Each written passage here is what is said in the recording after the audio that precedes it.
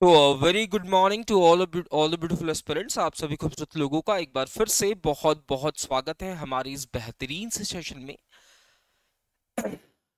जहां हम आज की बहुत ही इंपॉर्टेंट न्यूज को डिस्कस करते हैं। ठीक है, आई होप मेरी आवाज आप तक क्लियरली ऑडिबल होगी, मेरी आवाज आप तक सही तरीके से पहुंच पा रही होगी। ठीक है, तो बढ़ते हैं आज की पहली न्यूज की तरफ। उससे पहले ये जान लेते हैं कि आज हम कौन से टॉपिक्स के ऊपर बात करने वाले हैं।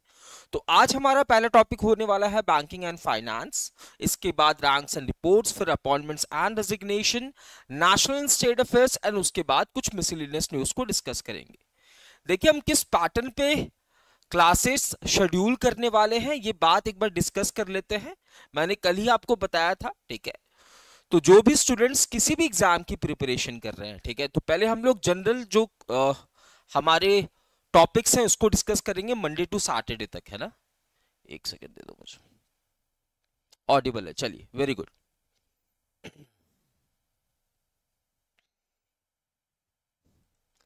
है ना, जो हमारे जनरल टॉपिक्स है इसे हम लोग डिस्कस करेंगे मंडे टू सैटरडे डिस्कस करेंगे। ठीक है, सुबह 8 बजे डिस्कस करने वाले हैं। ठीक है, इसके बाद संडे को दो सेशन आने वाले हैं।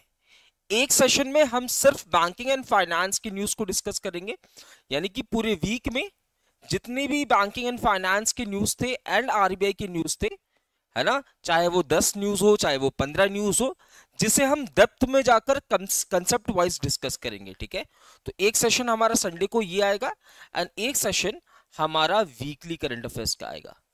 ठीक है, वीकली करंट अफेयर्स जिसमें हम लोग इन्हीं चीजों को देखने वाले हैं। ठीक है, तो एक जनरल टॉपिक्स जिसमें हम लोग नेशनल स्टेट अफेयर्स हो गए, मिसलेनियस न्यूज हो गए, गेम्स एंड स्पोर्ट्स हो गए, स्कीम्स इनिशिएटिव्स हो गए, मीटिंग समिट्स हो गए, एमओयूज हो गए, है ना, फेस्टिवल्स हो गए। तो इन टॉपिक्स को हम लोग मंडे टू सैटरडे सुबह 8 बजे, संडे को दो सेशन, एक वीकली सेशन और एक banking awareness and financial awareness का सेशन हम लोग देखने वाले हैं। तो इस तरीके से आप मेरे साथ जुड़ सकते हैं। ठीक है, तो बढ़ते हैं आज की पहली न्यूज की तरफ। The very first news of today session आप सभी के सामने है, बैंकिंग एंड फाइनेंस से रिलेटेड।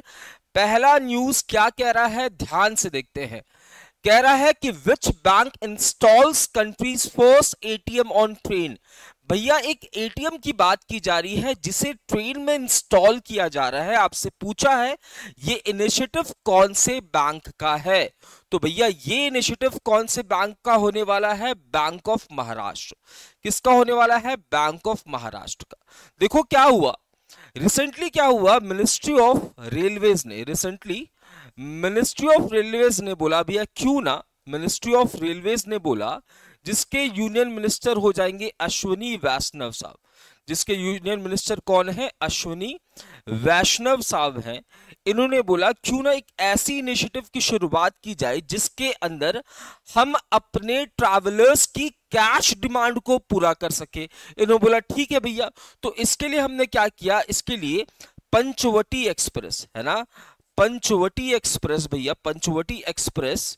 ठीक है, पंचवटी एक्सप्रेस में हमने क्या इंस्टॉल कर दिया, एक एटीएम इंस्टॉल कर दिया। और ये इंस्टॉलेशन का काम किसका हुआ, बैंक ऑफ महाराष्ट्र का, है ना। इंस्टॉलेशन का काम किसका हुआ भैया, बैंक ऑफ महाराष्ट्र का। क्या इसके ट्रायल्स हो चुके हैं, बिल्कुल इसके ट्रायल्स हो चुके हैं। कब हुए हैं, 10 अप्रैल को हुए हैं। आप कहोगे सर अगर मैं एटीएम को किसी कंपार्टमेंट में इंस्टॉल करता हूं तो जब जर्क होगा उससे डैमेज हो सकता है। नहीं, यहां पे आप देखोगे ये जो इंस्टॉलेशन किया गया है एटीएम का, जो कि इंडिया की पहली ऐसी इनिशिएटिव है जहां पे हम इसे एटीएम ऑन व्हील्स का नाम दे रहे हैं, है ना, एटीएम ऑन व्हील्स का नाम दे रहे हैं। याद रखना बच्चा, ये इनिशिएटिव के अंदर हम लोग, है ना, इस एटीएम को रबर से पैक करके रखेंगे ताकि जो ट्रेन चलती है उसका जो जर्क होता है ना, उससे एटीएम को सुरक्षित रखा जा सके, है ना। तो यहाँ पे रबर पैक्ड होने वाला है, याद रखना, रबर पैक्ड होने वाला है।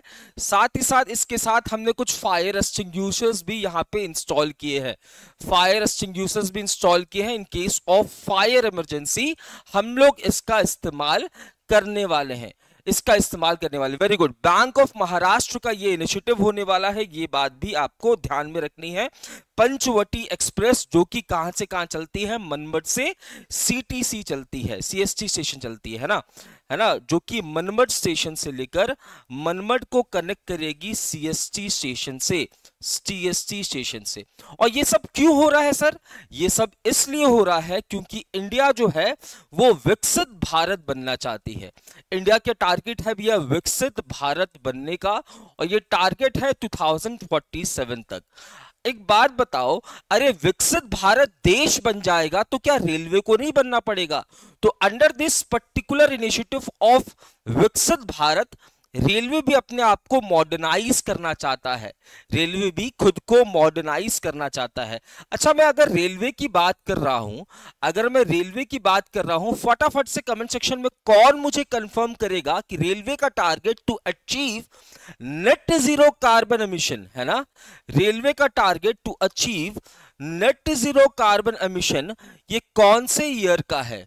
रेलवे का target to achieve net zero carbon emission ये कौन से ईयर का है? वेरी गुड, कौन सी ईयर का? फटाफट से कंफर्म करेंगे। रेलवे का target to achieve net zero carbon emission ये कौन से ईयर का है? ठीक है। अच्छा, यहीं पे हम बात कर रहे हैं अमृत भारत स्टेशन की। किसकी बात कर रहे हैं? अमृत भारत स्टेशन की बात कर रहे हैं, अमृत भारत स्टेशन स्कीम की बात कर रहे हैं। ठीक है, जहां पे हम लोग क्या कर रहे हैं, रेलवे स्टेशंस को मॉडर्नाइज कर रहे हैं, रेलवे स्टेशंस को मॉडर्नाइज कर रहे हैं, मॉडर्नाइज कर रहे हैं। क्लियर है? तो रिसेंटली क्या किया गया, रिसेंटली, है ना, कितने रेलवे स्टेशंस को under this particular Amrit Bharat station scheme के अंदर शामिल किया गया? तो याद रखना 1337, ठीक है ना, 1337 फरवरी 2023 का ये इनिशिएटिव होने वाला है, एंड 1337 स्टेशंस को इसमें इंक्लूड किया गया है, 1337 स्टेशंस को यहां पे इंक्लूड किया गया है 2030 तक। Very good. इन रेलवे का target to achieve net zero carbon emission ये कब तक होने वाला है? 2030 का होने वाला है। अमृत भारत स्टेशन स्कीम, जिसमें हम लोग स्टेशंस को मॉडर्नाइज कर रहे हैं, ये इनिशिएट किया गया था फरवरी 2023। इनिशियली 1200 कुछ यहाँ पे स्टेशंस थे, जिसे बढ़ाकर 1337 कर दिया गया है। तो your answer would be bank of Maharashtra. Initiative है रेलवे की तरफ से बैंक ऑफ महाराष्ट्र। आइए भैया अगली प्रश्न की तरफ। बहुत बहुत बहुत इंपॉर्टेंट न्यूज है ये, है ना, एग्जाम के पॉइंट ऑफ व्यू से, फॉर बैंकिंग एस्पिरेंट से बहुत ज्यादा इंपॉर्टेंट है।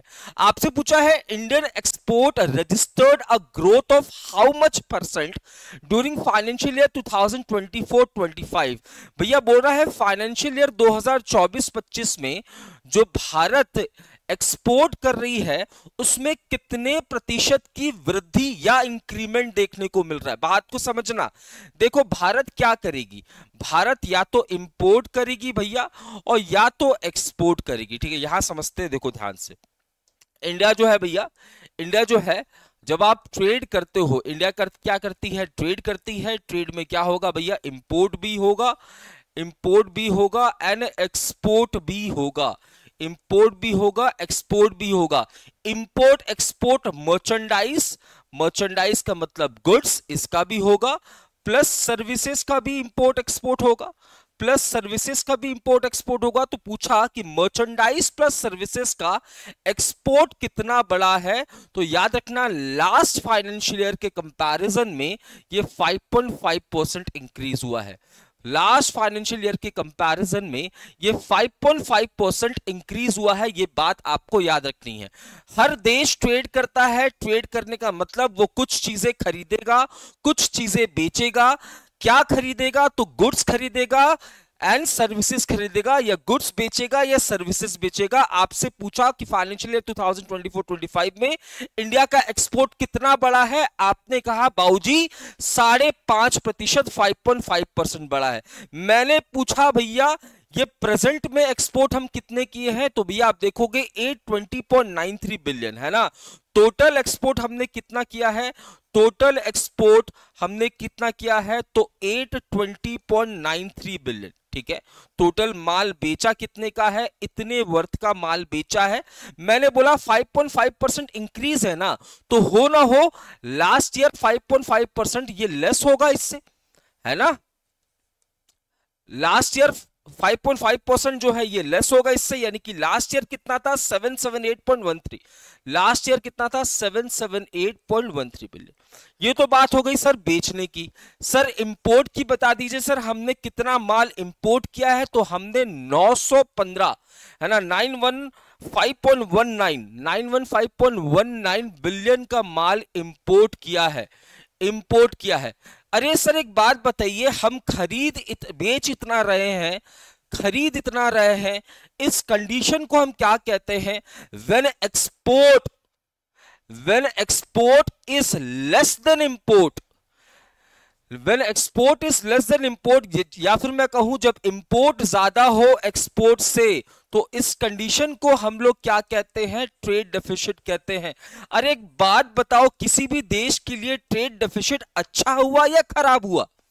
अरे तुमने मुझे 10 रुपए का माल बेच दिया, मैंने तुम्हें सिर्फ 8 रुपए का माल बेचा, अरे भाई धक्का है ना, 2 रुपए का धक्का पहुंचा मुझे।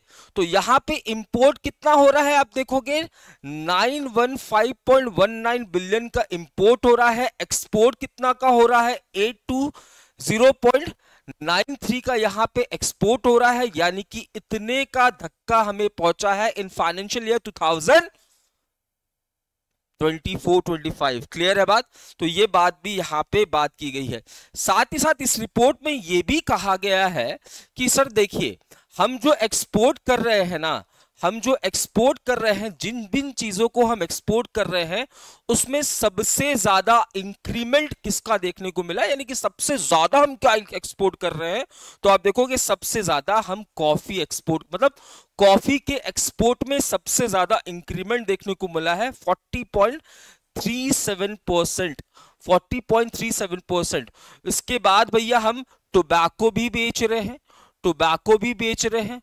उसके बाद इलेक्ट्रॉनिक्स के जो आइटम है, इसके अंदर भी आपको इंक्रीमेंट देखने को मिलने वाला है, कितना? 32.47%, 32.47%। तो याद रखना, एक्सपोर्ट में सबसे ज्यादा इंक्रीमेंट कहां देखने को मिल रहा है? कॉफी के अंदर, followed by tobacco, followed by electronics का आइटम। ठीक है।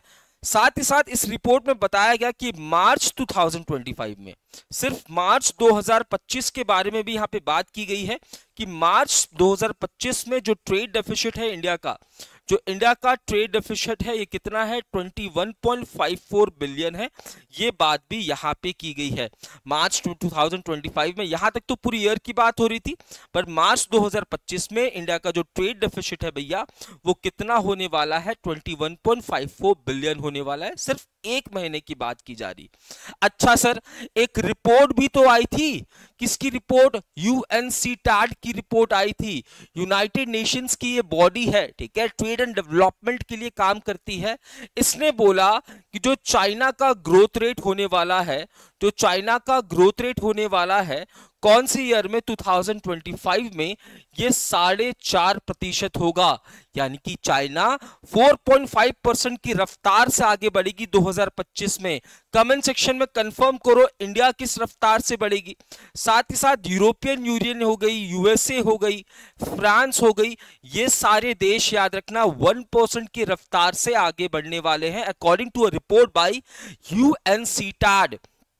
ठीक है, यूएनसीटैड, ये बात आपको याद रखनी है। ठीक है, चाइना का ग्रोथ रेट जो है ये 2025 में 4.4%, इंडिया का 6.5%, एंड जापान का भैया फटाफट से कंफर्म करो, जापान का ग्रोथ रेट कितना होने वाला है, according to a report which was recently release by UNCTAD. ठीक है, तो ये न्यूज आपको कंफर्म करना है। इंडियन एक्सपोर्ट जो है रजिस्टर कर रही है कितने का ग्रोथ? तो भैया आप देखोगे ग्रोथ कितने का है? 5.5%। ठीक है, 5.5%। और हमारी जो एक्सपोर्ट है वो कितनी है भैया? एक्सपोर्ट हमारी कितनी है? 820.93 बिलियन। ट्रेड डेफिसिट कितने का हो रहा है? 915.19 बिलियन से माइनस कर दोगे 820, तो 80 इधर 95 बिलियन के आसपास का हमारा ट्रेड डेफिसिट है। क्लियर है बात? न्यूज प्लीज कंफर्म करें ये न्यूज क्लियर हुआ। बहुत इंपॉर्टेंट डेटा है, एग्जाम में आपसे डेटा पूछ लेता है, एग्जाम में आपसे डेटा भी पूछ लेता है। ठीक है, जापान का ग्रोथ रेट 0.5% होने वाला है, ये बात आपको ध्यान में रखना। नेक्स्ट न्यूज की तरफ बढ़ते हैं। The very next news is ranks and reports related है। आपसे क्या प्रश्न कर रहा है, which is the busiest airport in the world according to airport council international world report. ध्यान से समझो, एयरपोर्ट काउंसिल वर्ल्ड है ना, एयरपोर्ट काउंसिल इंटरनेशनल वर्ल्ड की यहां पे बात हो रही है, ठीक है। इसका हेडक्वार्टर कहां पे है, मॉन्ट्रियल, है ना, मॉन्ट्रियल कनाडा में इसका आपको हेडक्वार्टर देखने को मिलने वाला है।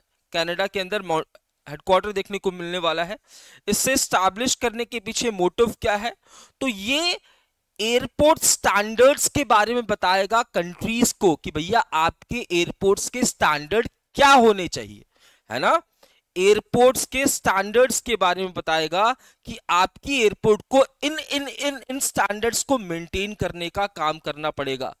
टोटल इसके पार्टनर एयरपोर्ट्स कितने हैं, टोटल इसके पार्टनर एयरपोर्ट्स कह लो या मेंबर एयरपोर्ट्स कह लो, टोटल कितने हैं, 2000 से ज्यादा एयरपोर्ट्स 175 कंट्रीज के अंदर इसके है, ठीक है।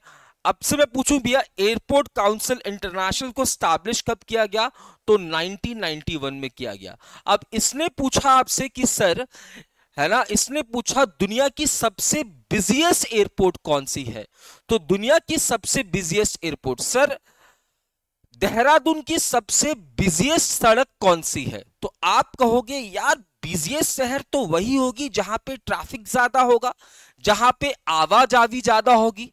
तो एयरपोर्ट के अंदर क्या हम लोग बाइक लेके पहुंच सकते हैं, नहीं, ट्रैफिक तो नहीं आती है। एयरपोर्ट के अंदर पैसेंजर्स आते हैं, एयरपोर्ट के अंदर ट्रैवलर्स आते हैं जो एक जगह से दूसरी जगह जा रहे हैं। तो बिजिएस्ट एयरपोर्ट की बात की जा रही है ना, तो यहां होने वाला है भैया हार्ट्सफील्ड जैक्सन अटलांटा इंटरनेशनल एयरपोर्ट जो है दुनिया की बिजिएस्ट एयरपोर्ट।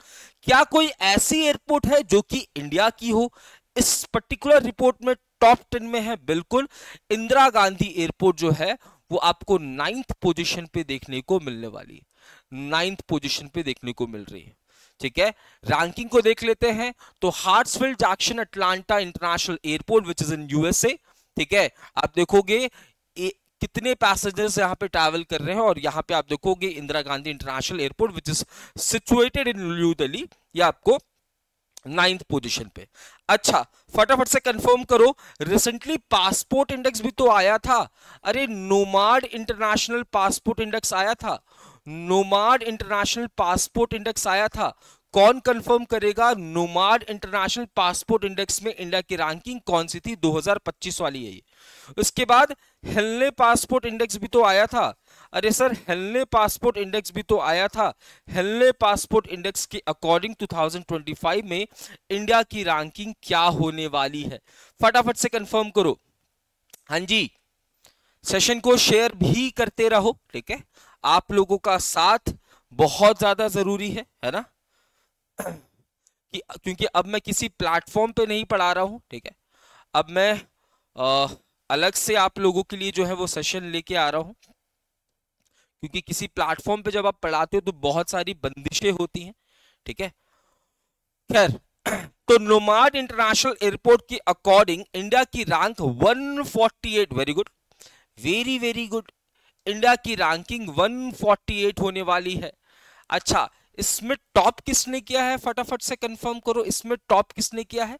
हेलने पासपोर्ट इंडेक्स में इंडिया की रैंकिंग भैया कितनी, 85 होने वाली है, कितनी होने वाली है, 85। इसमें टॉप कितने किया है, सिंगापुर ने टॉप किया है, किसने, सिंगापुर ने। इसमें भैया आयरलैंड ने टॉप किया है, किसने टॉप किया है, आयरलैंड ने टॉप किया है, ये बात भी आपको याद में रखनी है, ठीक है। 85 रैंक इन दी हेलनी पासपोर्ट इंडेक्स, जिसमें आप 57 कंट्रीज में वीजा फ्री ट्रैवल कर सकते हो, वीजा फ्री ट्रैवल कर सकते हो, ये बात भी आपको ध्यान में रख लेनी है। Very good.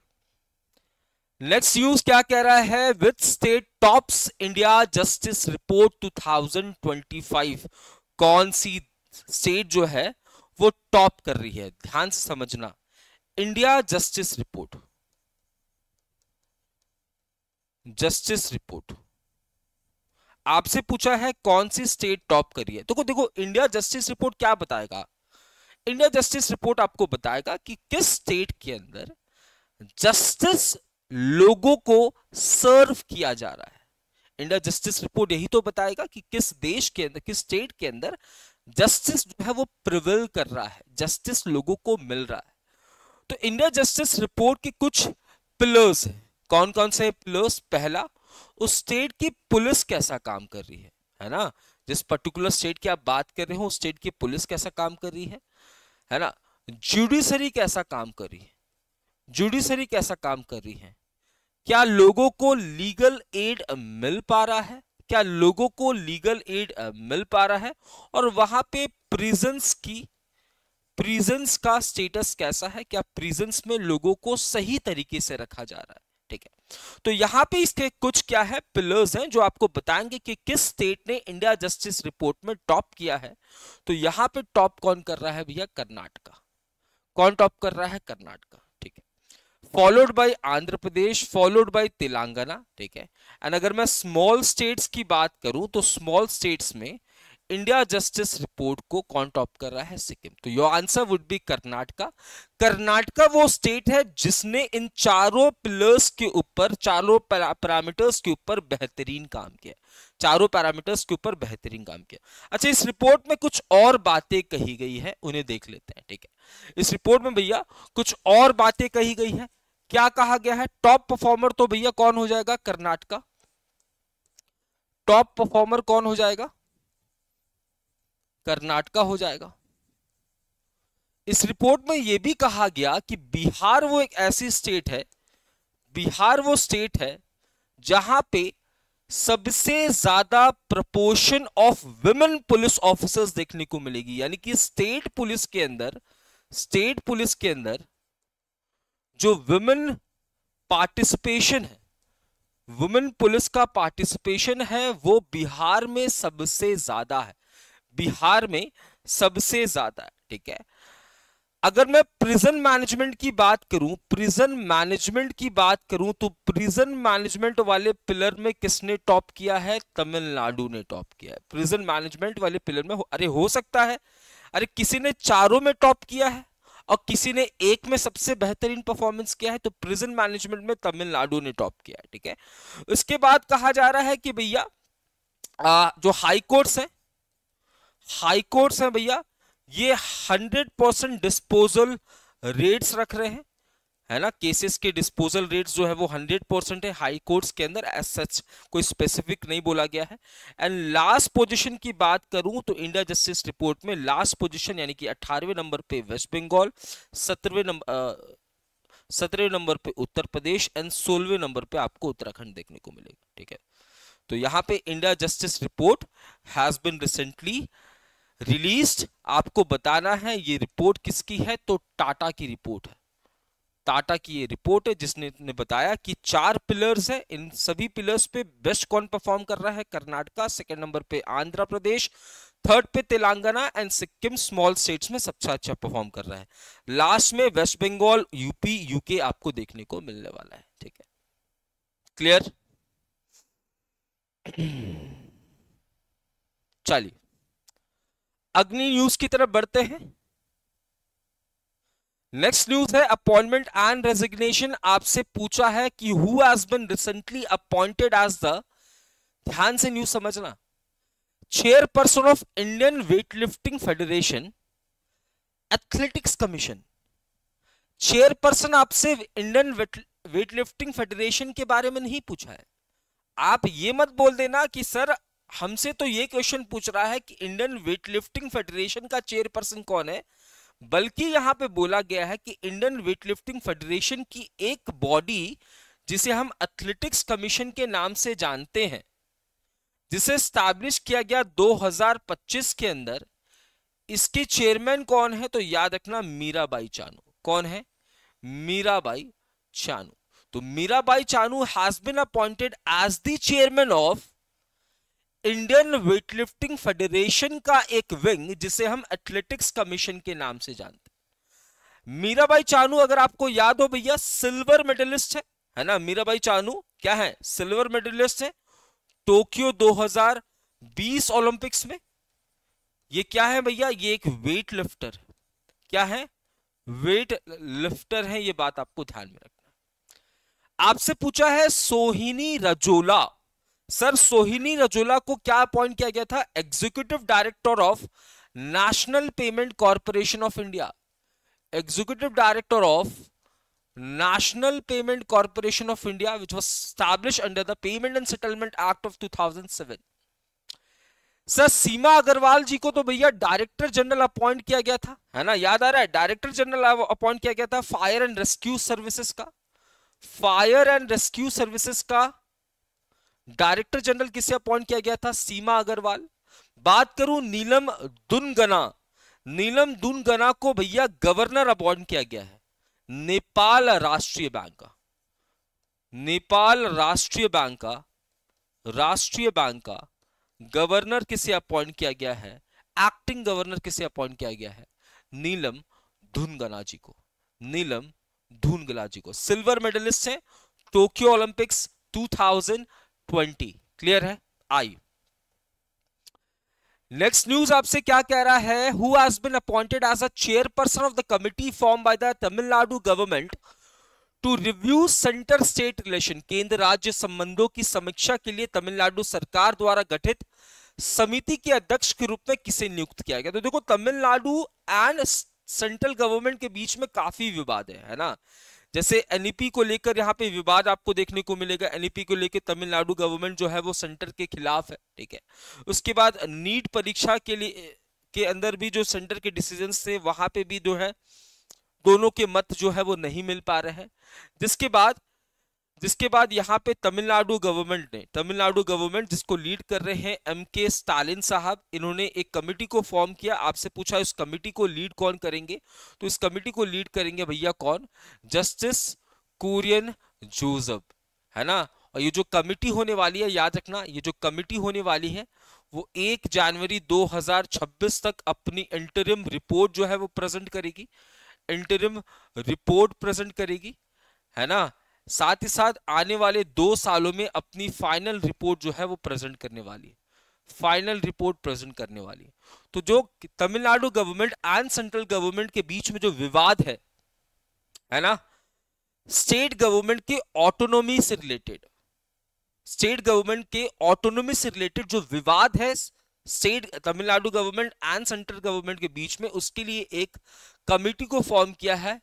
उस कमिटी को लीड कौन कर रहे हैं? जस्टिस कुरियन जोसेफ। कौन कर रहे हैं? Justice Kurian Joseph.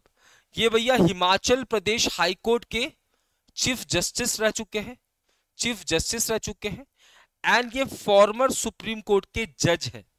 Former supreme court के जज भी रह चुके हैं, ठीक है। फॉर्मर सुप्रीम कोर्ट के जज भी रह चुके हैं। क्लियर है बात? आइए अगली न्यूज की तरफ।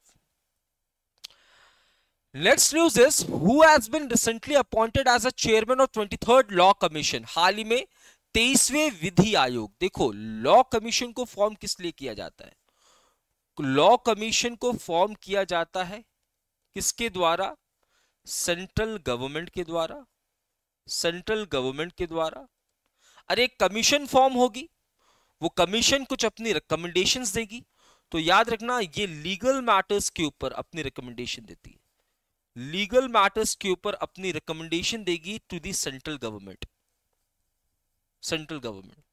ये जो 23rd लॉ कमीशन को फॉर्म किया गया है, ये सबसे ज्यादा फोकस करने वाली है यूनिफॉर्म सिविल कोड के ऊपर। किसके ऊपर? यूनिफॉर्म सिविल कोड के ऊपर। ये वही यूनिफॉर्म सिविल कोड है जिसे रिसेंटली, है ना, उत्तराखंड फर्स्ट स्टेट बनती है इसे इंप्लीमेंट करने वाली। अगर मैं लॉ कमीशन की इतिहास की बात करूं, लॉ कमीशन की हिस्ट्री की बात करूं, तो ऐसा नहीं है कि आजाद भारत में ही पहला लॉ कमीशन फॉर्म किया गया था। सबसे पहला जो लॉ कमीशन फॉर्म किया गया था भैया, वो कब फॉर्म किया गया था? फटाफट से कंफर्म करो। सबसे पहला, है ना, लॉ कमीशन फॉर्म किया गया था 1834 में। किसके द्वारा? विलियम बेंटिक के द्वारा। और अगर मैं आजाद भारत की बात करूं, फ्री इंडिया की बात करूं, तो फ्री इंडिया का पहला लॉ कमीशन 1955 में स्टैब्लिश किया गया था, है ना। कितने सालों के लिए? तो 1958 तक चलता है। इसके चेयरपर्सन कौन हो जाएंगे? तो आजाद भारत का जो पहला लॉ कमीशन था, इसके चेयरपर्सन वही है जो कि आजाद भारत के पहले अटॉर्नी जनरल है ना। क्या नाम हो जाएगा? सेटलवर्ड। ठीक है, क्या नाम हो जाएगा? MC Setalvad, MC. ठीक है, तो मैंने बोला लॉ कमीशन को सबसे पहले 1834 ब्रिटिश इंडिया में विलियम बेंटिक के द्वारा, फ्री इंडिया में 1955 में 3 सालों के लिए चेयरपर्सन कौन थे? एमसी सेटलवर्ड। ये वही व्यक्ति हैं जो कि आजाद भारत के पहले अटॉर्नी जनरल भी अपॉइंट किए गए। तो लॉ कमीशन कितने सालों के लिए फॉर्म होता है? 3 सालों के लिए फॉर्म होता है। फिलहाल जो लॉ कमीशन चल रहा है वो कौन सा वाला है? 22nd लॉ कमीशन है। कौन सा वाला है? 22nd लॉ कमीशन है, जिसको लीड कौन कर रहे हैं? ऋतुराज अवस्थी साहब। कौन लीड कर रहे हैं? जस्टिस ऋतुराज अवस्थी लीड कर रहे हैं। ये जो 22nd लॉ कमीशन है भैया, 22nd लॉ कमीशन है, इसका टेन्योर कब तक का होने वाला है? तो 22nd लॉ कमीशन का टेन्योर जो है 31 अगस्त 2024 को समाप्त हो गया। 31 अगस्त 2024 को यह समाप्त हो चुका है। अब 23rd लॉ कमीशन को फॉर्म किया जा रहा है, फॉर्म किया जा चुका है 23rd लॉ कमीशन को, जो कि काम करेगी 1 सितंबर से लेकर 1 सितंबर 2024 से लेकर अगस्त 2027, यानी कि 3 साल तक के लिए काम करेगी। इसके चेयरपर्सन आपसे पूछा है, इसके चेयरपर्सन जस्टिस दिनेश महेश्वरी जी को अपॉइंट किया जा रहा है। क्लियर है? दिनेश महेश्वरी जी को। Very good. ठीक है, तो लॉ कमीशन फॉर्म किया जाता है सेंट्रल गवर्नमेंट के द्वारा। ये सेंट्रल गवर्नमेंट को लीगल मैटर्स में रिकमेंडेशन सजेशन देती है। ठीक है, इस बार की जो लॉ कमीशन है उसका स्पेशल फोकस होने वाला है यूनिफॉर्म सिविल कोड के ऊपर। ये वही यूनिफॉर्म सिविल कोड है जिसे इंप्लीमेंट करने वाली पहली स्टेट कौन थी? उत्तराखंड थी। आजाद भारत की पहली लॉ कमीशन 1955 में स्टैब्लिश होता है, जो कि 1958 तक काम करता है। इसके चेयरपर्सन थे एमसी सेटलवर्ड। ये वही व्यक्ति हैं जो कि भारत के पहले अटॉर्नी जनरल भी होने वाला है। ठीक है, आइए नेक्स्ट न्यूज की तरफ बढ़ते हैं।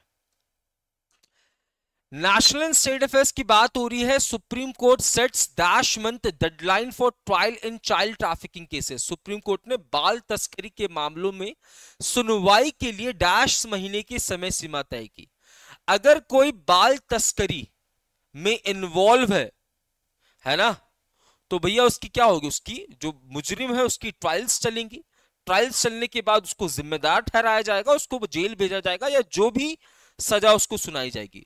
तो बोला जा रहा है सुप्रीम कोर्ट के द्वारा, सुप्रीम कोर्ट ने अपने सभी लोअर कोर्ट्स को कहा, सुप्रीम कोर्ट ने भैया है ना हाई कोर्ट को भी बोला एंड लोअर कोर्ट्स को भी बोला कि भैया देखो, जो चाइल्ड ट्रैफिकिंग के केसेस है ना, उसकी जो सुनवाई है वो मात्र 6 महीने में हो जानी चाहिए। मात्र 6 महीने में चाइल्ड ट्रैफिकिंग के जो मामले हैं उनकी सुनवाई जो है वो हो जाना चाहिए। ये डिसीजन किसका आता है? सुप्रीम कोर्ट का आता है। ठीक है, तो यहां पे 2 जजेस की बेंच बैठ रही है, 2 जजेस की एक बेंच बैठी। एग्जाम में आपसे 2 जजेस की बेंच में कौन कौन थे इनका नाम पूछ लेगा। तो एक थे पर्दीवाला, जस्टिस पर्दीवाला। ठीक है, और एक जज कौन से थे भैया? अभी कंफर्म करता हूं, एक जज कौन से थे। तो 6 महीने में चाइल्ड ट्रैफिकिंग के जितने भी मामले होंगे उनके ट्रायल्स पूरे हो जाने चाहिए। ठीक है, आइए next news is who recently inaugurated Amravati airport. तो अमरावती एयरपोर्ट को रिसेंटली इनॉग्रेट किया गया है देवेंद्र फडणवीस के द्वारा। ठीक है, देवेंद्र फडणवीस ने अमरावती एयरपोर्ट को इनॉग्रेट किया है। ठीक है, अब यहां पे देखो और भी बहुत सारी चीजें हुई। ठीक है, पहला अमरावती एयरपोर्ट को इनॉग्रेट किया जा रहा है। ठीक है, दूसरा अमरावती से लेकर मुंबई तक के लिए है ना जो प्लेन्स हैं उसको लॉन्च किए गए, फ्लाइट्स हैं उसको लॉन्च किए गए, फ्लाइट्स हैं उसको लॉन्च किए गए। कौन से स्कीम के अंदर? उड़ेगा देश का आम नागरिक। ये इनिशिएटिव कब की है? 2017 की इनिशिएटिव है मिनिस्ट्री ऑफ एविएशन की। साथ ही साथ यहाँ पे एक ट्रेनिंग इंस्टीट्यूट को भी स्टैब्लिश करने की बात की जा रही है। पायलट ट्रेनिंग इंस्टीट्यूट को भी स्टैब्लिश करने की बात की जा रही है, जो कि साल में 180 पायलट्स को ट्रेनिंग प्रोवाइड करेगी। साल में 180 पायलट्स को ट्रेनिंग प्रोवाइड करेगी। तो 3 इनिशिएटिव को यहाँ पे इनॉग्रेट किया गया है। पहला अमरावती एयरपोर्ट, दूसरा अमरावती से लेकर मुंबई तक के लिए फ्लाइट्स की शुरुआत की गई है। डोमेस्टिक फ्लाइट है, अंडर विच इनिशिएटिव उड़ेगा देश का आम नागरिक, which was launch in the year 2017। देखो ये इंप्लीमेंट 2017 में हो रहा है भैया, अप्रैल 2017 में ये इंप्लीमेंट हो रहा है, याद रखना, अप्रैल 2017 में। ऑल्सो पायलट्स को ट्रेनिंग प्रोवाइड की जाएगी। यहाँ पे 180 पायलट्स पर ईयर इनको ट्रेनिंग प्रोवाइड की जाएगी। आइए, विच स्टेट यूनियन टेरिटरी ने लॉन्च किया है ई सेहत एप्लीकेशन? तो भैया ई सेहत एप्लीकेशन का मतलब क्या है भैया? तो यहाँ पे हम लोग क्या करेंगे ना, ई सेहत एप्लीकेशन के थ्रू जो डॉक्टर्स हैं, ठीक है, जो हम लोग हैं मतलब कंज्यूमर्स हैं या जो सिटीजन्स हैं, है ना, साथ ही साथ जो मेडिकल स्टाफ है, इनको यहाँ पे इंटीग्रेट किया जाएगा, ठीक है। और ये एक डिजिटल सॉल्यूशन प्रोवाइड किया जाएगा, all in one digital solution provide किया जाएगा आपके सभी मेडिकल डिमांड्स को पूरा करने के लिए, सभी मेडिकल डिमांड्स को पूरा करने के लिए, है ना, all in one digital solution provide किया जाएगा। इनिशिएटिव किसकी है?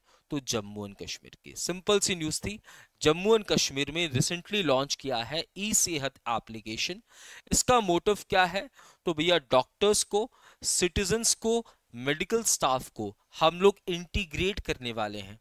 हरिका ये 2016 नहीं होगा, ठीक है, अप्रैल 2017 को लॉन्च हुआ था उड़ेगा देश का आम नागरिक, जिसके अंदर हम लोग डोमेस्टिक फ्लाइट्स को इनिशिएट कर रहे हैं, ठीक है, जहां पे याद हो प्रधानमंत्री नरेंद्र मोदी जी ने बोला था कि मैं चाहता हूं, है ना, कि चप्पल वाले व्यक्ति भी, चप्पल पहने वही व्यक्ति भी हम लोग क्या कर सके, रेल एरोप्लेन्स में बैठ सके, ठीक है। मैं तो जूते पहन रहा हूं, आज तक नहीं बैठा मैं भैया, ऐसे कैसे चलेगा। आइए चलिए कुछ मिसलेनियस न्यूज को डिस्कस कर लेते हैं। तो वर्ल्ड आर्ट डे, ठीक है, वर्ल्ड आर्ट डे जो है ये सेलिब्रेट किया जाता है 15 अप्रैल को। हेमोफीलिया डे, है ना, ये हर साल सेलिब्रेट किया जाता है 17 अप्रैल को, और ये ना इनहेरिट होता है। हेमोफीलिया जो डिजीज है ये आप डेवलप नहीं करते हो, ठीक है, हेमोफीलिया डिजीज जो है ये इनहेरिट होके आता है, आपके पेरेंट्स से, आपके दादा परदादा से आता है। इसमें बेसिकली क्या होता है कि हमारी बॉडी में जो प्रेजेंट है, हमारे बॉडी में ब्लड क्लॉटिंग की जो कैपेसिटी है वो कम हो जाती है या तो समाप्त हो जाती है। अब तुम सोचो, तो जनरली जब आपका हाथ कटता है और इसे छोड़ दो तो कुछ समय के बाद ये खून बहना जो है वो बंद हो जाता है, खून क्लॉट होना शुरू हो जाता है, जमना शुरू हो जाता है। तो वो किस वजह से होता है कि हमारे बॉडी में ब्लड क्लॉटिंग करने के लिए हमारे पास कैपेबिलिटी होती है, ठीक है। बट हेमोफीलिया के केसेस में क्या होता है, इसे हम रॉयल डिजीज भी बोलते हैं, है ना, हेमोफीलिया 1, हेमोफीलिया ए, हेमोफीलिया बी, इसे क्रिसमस डिजीज बोलते हैं, क्रिसमस डिजीज बोलते हैं। और ये जनरल लोगों में यही पाया जाता है, ठीक है, बहुत रेयर केस होता है, बहुत रेयर डिजीज है जो कि इनहेरिट होके आप तक पहुंच जाता है, ठीक है। वर्ल्ड हेमोफीलिया डे, इसे रॉयल डिजीज भी कहते हैं, है ना, जो रॉयल फैमिली थी हमारे यूके की, उनमें काफी ज्यादा जो है वो देखा गया था। और आप देखोगे जो रॉयल फैमिलीज के मेंबर्स थे ना, वो यहाँ तक पूरा फुल स्लीव्स चीजों को पहनते थे। इसके बाद वर्ल्ड हेरिटेज डे, है ना, सेलिब्रेट किया जा रहा है 18 अप्रैल को, जो जितने भी हमारी हेरिटेजेस है उनको प्रोटेक्ट करने के लिए, ठीक है। इसके बाद देखो आर्चरी वर्ल्ड कप चल रहा है। देखो आर्चरी वर्ल्ड कप ना पहला स्टेज समाप्त हो चुका है, जहां पे इंडिया ने 1 गोल्ड 1 सिल्वर एंड 2 ब्रोंज जीते हैं। अभी ना ये एक पूरा लंबा टूर्नामेंट है, ठीक है, तो इसे अलग अलग स्टेजेस में खेला जाएगा। पहला स्टेज समाप्त हो चुका है, तो थोड़ा डिटेल्ड में पढ़ेंगे जब इसके सारे स्टेजेस खत्म हो जाएंगे, ठीक है। नेक्स्ट इज 172nd एनिवर्सरी हम सेलिब्रेट कर रहे हैं। 172 साल कब से, जब पहली ट्रेन जो है वो भारत में चली थी, ठीक है। इसके बाद न्यूयॉर्क ने डिसाइड किया है कि अप्रैल 14 को हम लोग बी आर अम्बेडकर डे के रूप में सेलिब्रेट करेंगे, जिस दिन हम लोग अम्बेडकर जयंती के रूप में सेलिब्रेट करते हैं। इसके बाद यहाँ पे इंडियन नेवी सेलिब्रेट कर रही है थर्ड एडिशन ऑफ कौन सा भैया, तो मेघायन 2025। ध्यान से समझना, 14 अप्रैल 2025 को हमारी देश की नेवी सेलिब्रेट कर रही है मेघायन 2025। कहां पे, नौसेना भवन न्यू दिल्ली के अंदर। किस लिए सेलिब्रेट किया जा रहा है, तो हम लोग वर्ल्ड मेट्रोलॉजिकल ऑर्गेनाइजेशन के फॉर्मेशन की वजह से, है ना। वर्ल्ड मेट्रोलॉजिकल ऑर्गेनाइजेशन एक वो बॉडी जो कि वेदर फोरकास्ट वगैरह करने का काम करती है। इंडिया के अंदर भी आपको इंडियन मेट्रोलॉजिकल डिपार्टमेंट देखने को मिलेगा। तो इसके कमेमोरेशन के लिए, जहां पे आप देखोगे दिनेश त्रिपाठी साहब जो है वर्चुअली इनॉग्रेट कर रहे हैं इस पर्टिकुलर मेघायन 25 को, ठीक है। तो ये था हमारा आज का सेशन कैसा लगा ये बात आप कमेंट सेक्शन में मेरे साथ शेयर कर सकते हैं, ठीक है। अब हम लोग मिलेंगे कल, यानी कि संडे को 2 सेशंस होने वाली हैं। एक हमारी वीकली सेशन, दूसरी हमारी पूरी वीक के सभी important banking awareness and financial awareness का सेशन। तो जो बैंक के अलावा वाले स्टूडेंट्स हैं वो वीकली सेशन तो जरूर देखेंगे, पर जो सिर्फ बैंक वाले स्टूडेंट्स हैं वो वीकली के साथ साथ जो रिवीजन का, जो वीकली रिवीजन क्लास लेंगे प्लस बीएफए का जो सेशन होगा वो दोनों देखिएगा, ठीक है। तो यहां तक आज के सेशन को रखते हैं, मिलते हैं कल, तब तक के लिए जय हिंद, जय Bharat. Thank you so much everyone.